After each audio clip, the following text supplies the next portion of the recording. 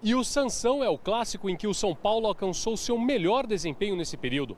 Dos 12 jogos que fez contra o Santos, venceu a metade, empatou 3 e perdeu outros 3. Então, se tivesse que escolher um clássico para jogar imediatamente após a primeira derrota com Carpini... Santos vem muito melhor que o ano anterior, vai ser um jogo bem disputado, eles têm um grande time nesse ano e tomara que a gente consiga a vitória. Até porque é uma chance que não dá para desperdiçar. O Santos é o primeiro colocado geral do Paulistão com um jogo a mais.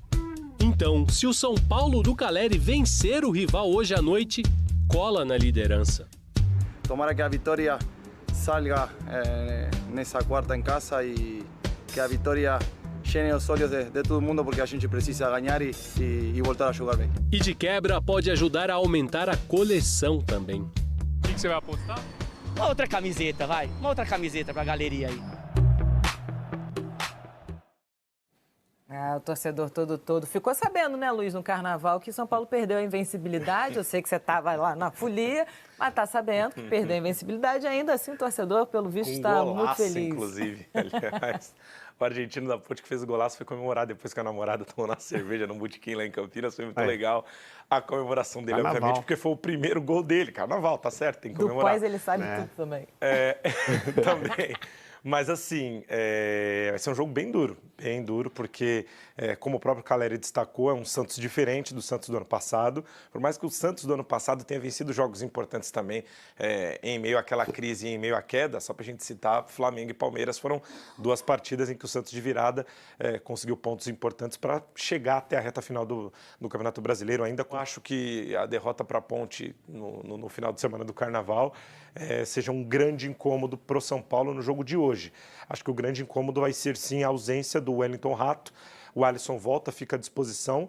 Para o lugar do Rato, o Carpini estuda ou o Eric ou o Michel Araújo. Eu acho que o Eric, até por característica, larga na frente, deve ser a opção para iniciar a partida de hoje, até apostando na velocidade e nas costas dos laterais do Santos. Aposto num grande jogo, viu? Não imagino que seja apenas um jogo muito físico. Acho que quem assistir São Paulo e Santos hoje no Morumbi vai se divertir bastante. Eu vejo o Santos com uma boa condição de encarar o São Paulo. Você vê como o Santos mudou de um mês. 2 meses, né?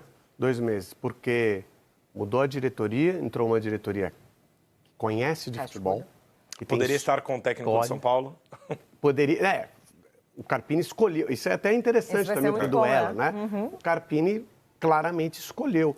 E quando ele escolheu, ele não escolheu, né? Ele não escolheu o São Paulo no lugar do Santos. Ele escolheu continuar no Juventude no lugar do Santos, certo? Mas as conversas andaram bastante. Sim, né? E foi o primeiro alvo da diretoria do Santos. E parece que a diretoria do Santos estava certa, como seu primeiro alvo, né? Tanto que ele vai para o São Paulo e ele consegue logo de cara desenvolver um trabalho. Então, a primeira ação da diretoria do Santos, assim, ainda que não tenha concretizado, ficou bem perto de concretizar, mas não tenha concretizado, é uma ação positiva. Exato. É uma ação positiva, uma ação de mercado de quem está trabalhando e de quem está estudando, então, mas não conseguiu. Ele optou por continuar no Juventude. E do Juventude, ele percebeu um projeto melhor no São Paulo, ele não quis arriscar o projeto do Santos, o que é perfeitamente aceitável, porque não é só a marca Santos. A marca Santos espetacular, é maravilhosa. Sim, é um momento. Agora, o momento para um técnico em começo de carreira, um técnico jovem, talvez não na situação que a marca Santos está vivendo, ok? Então, ele fez uma escolha que também para a carreira dele foi acertada. E o Santos faz uma segunda escolha muito boa também. São Paulo vem com um elenco que está se fortalecendo, está sendo interessante. O Luiz fala de desfalques, mas a gente vai vendo as reposições do São Paulo e elas parecem interessantes. Na lateral direita, ele ainda não tem o Lucas Moura de volta, mas na lateral direita, São Paulo resolveu um problema com a categoria de base, tá? Acontece. Não sempre.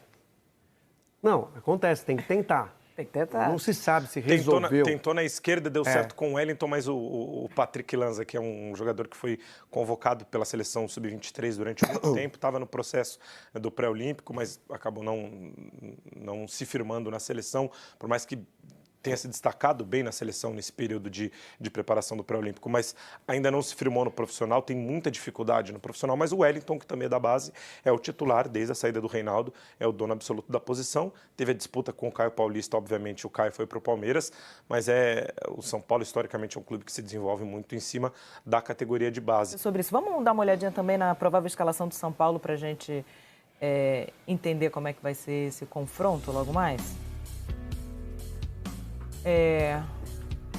Tem grandes novidades, Alisson de volta, então, no meio-campo, Eric substituindo o Rato, né, que está lesionado, Luciano Galopo de volta. Essa formação, aliás, o Luiz lembrava que na disputa da final da Copa do Brasil, era bem esse setor ali de apoio ao Calleri, era Lucas, Nestor e Luciano. A gente teve uma mudança aí, ainda assim o time está conseguindo performar, né? Apesar das mudanças que acabaram tendo, todas por lesão, né? O Rato fora, isso. O Nestor fora aí por mais tempo, o Lucas ainda, talvez, para a próxima Nestor rodada. E Lucas, né? Rato, Nestor e Lucas. Na Copa do Brasil. Uhum. Rato, Nestor e Lucas. E o Calleri ali na frente. Mas o time tem peças, o que eu quero dizer. O time tem reposição e reposição boa. Foi formado um elenco com... E aí que tá, um nível de jogadores bem próximo. Uhum.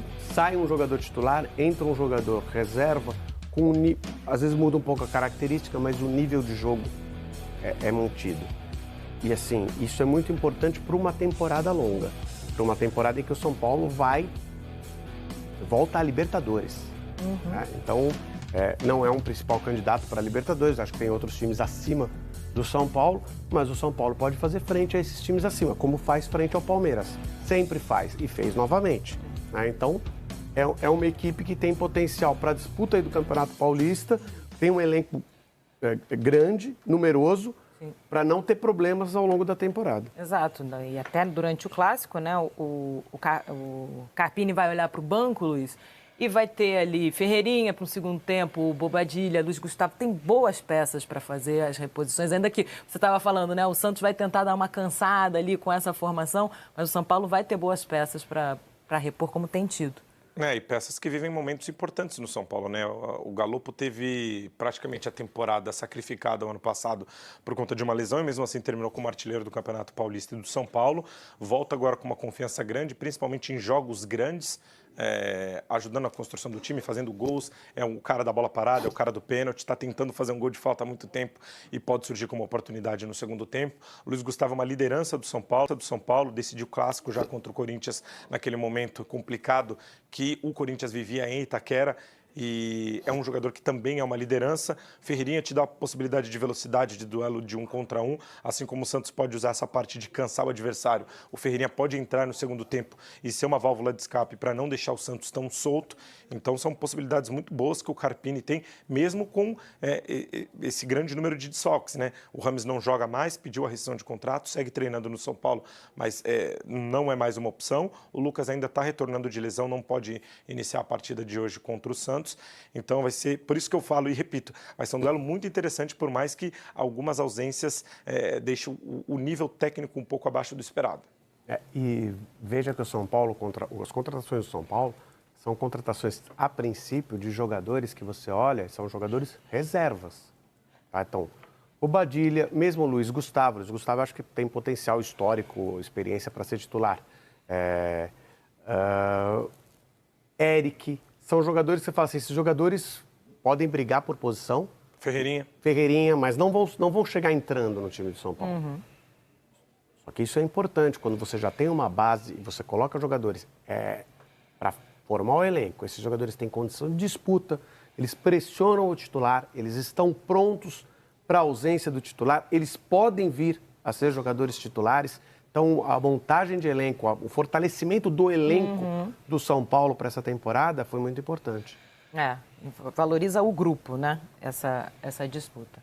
Bora falar agora sobre o São Paulo com a chance de um lateral sair de graça. Eu me refiro ao Wellington, lateral formado na base do São Paulo e que virou titular absoluto desde a negociação do Caio Paulista. De acordo com o jornalista Wagner Martins, O Wellington assinou um pré-contrato com o Internacional e a partir de janeiro será reforço colorado. Só um detalhe importante, esse pré-contrato só pode ser assinado de fato a partir de julho, quando os últimos 6 meses de contrato passam a valer.